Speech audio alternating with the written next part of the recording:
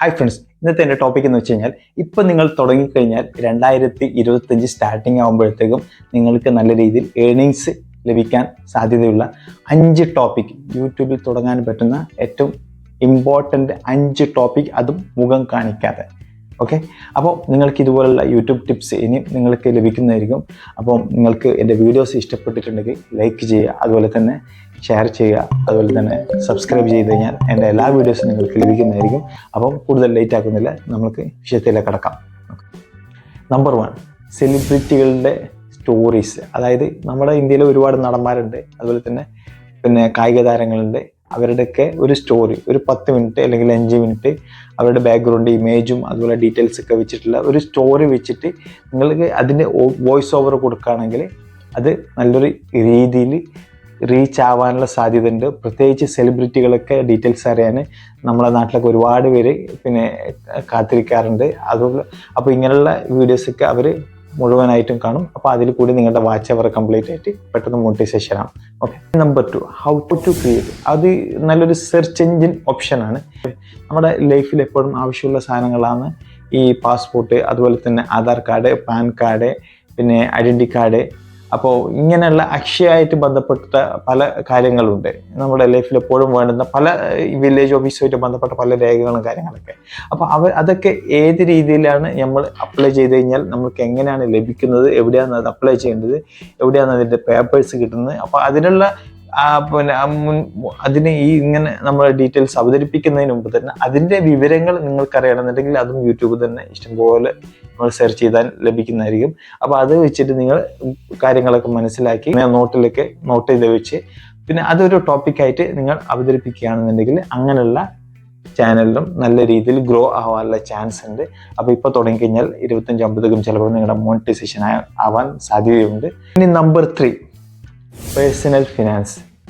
Personal finance എന്ന് വെച്ചാൽ നമുക്ക് ലൈഫിൽ എപ്പോഴും ലോൺ ബാങ്കുമായിട്ടും അതുപോലെ തന്നെ ഫിനാൻസുകാരായിട്ടൊക്കെ കണക്റ്റീവ് ആവാനുള്ള സാധ്യത ഉണ്ട്. കാരണം എന്ന് വെച്ചാൽ നമുക്ക് നമ്മുടെ സാമ്പത്തികമായിട്ട് എവിടെയെങ്കിലും ലോണോ കാര്യങ്ങളോ കിട്ടുന്നുണ്ടെങ്കിൽ ബാങ്കുമായിട്ട് ബന്ധപ്പെടണം. അപ്പോൾ നമ്മുടെ ഈ ലോണ് അതുപോലെ തന്നെ ഏതൊക്കെ രീതിയിൽ ഏതൊക്കെ ബാങ്കാണ് ഓഫർ ചെയ്യുന്നത്, അപ്പോൾ എങ്ങനെയൊക്കെ എവിടെയൊക്കെ പോയി കഴിഞ്ഞാൽ ഏത് രീതിയിലുള്ള ലോണായിരിക്കും നമുക്ക് ലഭിക്കുന്നത്, എങ്ങനെയായിരിക്കും അതിൻ്റെ ഇൻട്രസ്റ്റ് ഉണ്ടാവുക, ഏറ്റവും നല്ല ഇൻട്രസ്റ്റ് കുറഞ്ഞിട്ടുള്ള ബാങ്ക് ഏതാണ്, ഇൻട്രസ്റ്റ് കൂടിയിട്ടുള്ള ബാങ്കാണ്, ഫിനാൻസ് ഏതൊക്കെ രീതിയിലുള്ളതുണ്ട്, ഏതൊക്കെ വണ്ടികൾക്ക് വാഹനങ്ങൾക്ക് എവിടേക്കാണ് ലോൺ കൂടുതൽ, ഇൻട്രസ്റ്റ് എവിടെയാണ് കൂടുതൽ, അതുപോലെ ഡൗൺ പേയ്മെൻറ്റ് എവിടെ കൂടുതൽ കൊടുക്കണം, എവിടെ കുറവ് കൊടുക്കണം.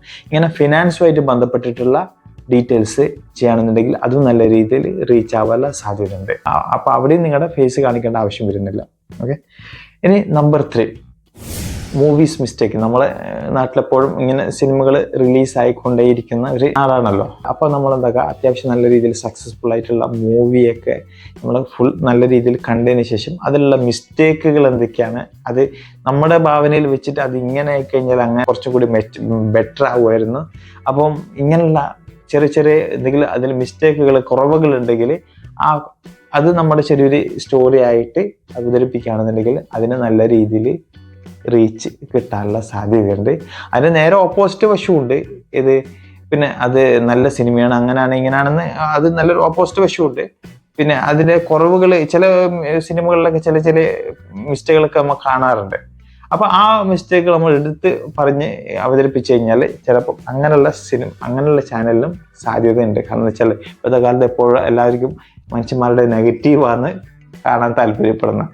അപ്പോൾ നിങ്ങൾക്ക് മോശമില്ലാത്ത രീതിയിൽ നല്ല രീതിയിൽ തെറ്റായിട്ടൊന്നും പറയാൻ പാടില്ല. പിന്നെ അതിൻ്റെ എന്തെങ്കിലും ചെറുമാതിരിയുള്ള കുറവുകളുണ്ടെങ്കിൽ അത് കാണിച്ചു കൊടുക്കാന്നല്ലാതെ അങ്ങനെയുള്ള ടോപ്പിക്കിനും ഈ കാലത്ത് നല്ല രീതിയിൽ വൈറലാവാനുള്ള സാധ്യത ഉണ്ട്. Number 5, study tips. പല ആൾക്കാർക്കും പലതരത്തിലുള്ള കോഴ്സ് പഠിക്കാൻ ആഗ്രഹം ഉണ്ടായിരിക്കും. അപ്പോൾ അവരാദ്യം സെർച്ച് ചെയ്യൽ യൂട്യൂബിലായിരിക്കും. അപ്പോൾ ഇന്ന കോഴ്സ് പഠിച്ചു കഴിഞ്ഞാൽ നമുക്ക് അവിടെ പോയിട്ട് ജോയിൻ ചെയ്യാം, അതുപോലെ ഇന്ന കോഴ്സിനാണ് ഇതിന് ആദ്യം പഠിക്കേണ്ടത്. അപ്പോൾ ഇത് എവിടെയൊക്കെ പോയി കഴിഞ്ഞാലാണ് ഈ കോഴ്സ് നമുക്ക് ലഭ്യമാകുന്നത്, എവിടെയൊക്കെയാണ് ഇതിൻ്റെ ഫീസ് നമുക്ക് അനുകൂലമായിട്ട് ലഭിക്കുന്നത്, ഇത് അതുപോലെ തന്നെ അപ്പോയിൻമെൻറ്റ് എവിടെയെങ്കിലും ലഭിക്കുന്ന കോളേജ് ഉണ്ടോ, ഇങ്ങനെയുള്ള സ്റ്റഡി ആയിട്ട് ബന്ധപ്പെട്ട ഡീറ്റെയിൽസ് അവതരിപ്പിക്കുന്ന ഒരു ചാനലാണെന്നുണ്ടെങ്കിൽ അതിന് നിങ്ങളുടെ ഫേസിൻ്റെ ആവശ്യം വരുന്നില്ല. അപ്പം അത് നല്ല രീതിയിൽ ഗ്രോ ആവുന്ന ഒരു ചാനലാണ്. അപ്പോൾ ഇപ്പോൾ തുടങ്ങിക്കഴിഞ്ഞാൽ ചിലപ്പോൾ 25 നിങ്ങൾക്ക് നല്ല രീതിയിൽ ഏണിങ്സ് ഉണ്ടാക്കാൻ സാധിക്കുന്ന ഒരു ചാനലാണ്. അപ്പോൾ ഇത്രയും ആണ് ഞാൻ പറഞ്ഞ 5 ചാനലുകൾ. അപ്പോൾ ഇതിനൊന്നും നിങ്ങളുടെ ഫേസിൻ്റെ ആവശ്യം വരുന്നില്ല. അപ്പോൾ നല്ല രീതിയിൽ നിങ്ങൾ ഇതിന് വിഷയങ്ങളെ കുറിച്ചിട്ട് പഠിച്ചിട്ട് നിങ്ങൾ ചെയ്യുകയാണെങ്കിൽ തീർച്ചയായിട്ടും നിങ്ങൾക്ക് പിന്നെ 2025 ഏണിങ്സ് വരാനുള്ള സാധ്യത ഉണ്ട്. അതിന് നമ്മൾ ശ്രമിക്കണം. ശ്രമിച്ചു കഴിഞ്ഞാൽ തീർച്ചയായിട്ടും ലഭിക്കുന്നതായിരിക്കും. അപ്പോൾ ഇതുപോലുള്ള യൂട്യൂബ് ടിപ്സ് ആയിട്ട് ഇനി നിങ്ങളുടെ മുന്നിൽ ഞാൻ വന്നുകൊണ്ടിരിക്കും.